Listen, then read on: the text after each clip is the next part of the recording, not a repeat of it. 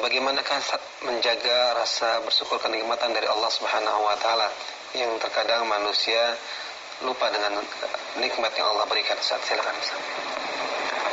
Memang manusia itu tempatnya kezaliman dan kealpaan. Makanya Allah mensifati dalam Al-Quran bahwa yang bersyukur itu ternyata nggak banyak. Allah berfirman, wa qalilum min ibadiyasy syakur, dan sedikit sekali dari hamba-hambaku yang bersyukur. Iya, tapi kita harus berusaha menjadi yang sedikit itu. Jangan sampai kita masuk kepada yang banyak. Iya, karena ayat itu menunjukkan bahwa jumlah banyak itu bukan patokan. Iya, tapi siapa yang sesuai dengan syukur, dialah yang bersyukur.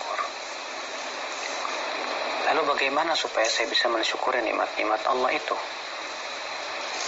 Yang pertama, kita harus mengenal pemberi nikmat kita, yaitu Allah Subhanahu wa taala. Harus kita mengenalnya. Ya, secara lebih mendalam. Mengenal namanya, mengenal sifatnya.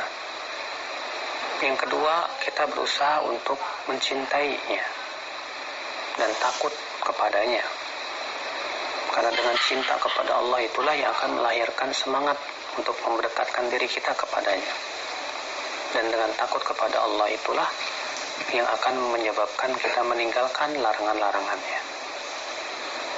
Yang ketiga, kita harus mujahadah, berjihad melawan hawa nafsu kita. Kata Nabi SAW, al-mujahidu man jahada nafsahu li ta'atillah. Hakikat orang yang berjihad itu adalah yang menjihadi dirinya untuk menaati Allah Subhanahu wa taala. Maka dari itulah tiga perkara ini ya harus kita lakukan agar kita menjadi orang yang bersyukur. Jika kita tidak lakukan, sulit rasanya untuk bersyukur. Makanya terutama yang ketiga ini harus ada mujahadah, perjuangan untuk melawan hawa nafsu. Ya, maka siapa yang berjuang, Allah akan bukakan pintu-pintu kebaikan kepada dia, insyaallah. Allah berfirman, walladzina jahadu fina lanahdiyannahum subulana.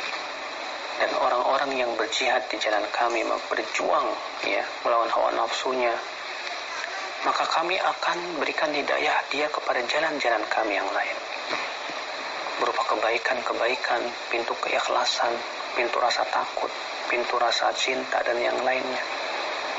Asal kita mau berjuang. Tapi kalau kita tidak mau berjuang, kita lebih senang terseret oleh hawa nafsu, kita lebih senang terseret ya oleh syahwat, tapi kita tidak melawannya, bagaimana Allah akan bukakan kepada kita pintu-pintu kebaikan?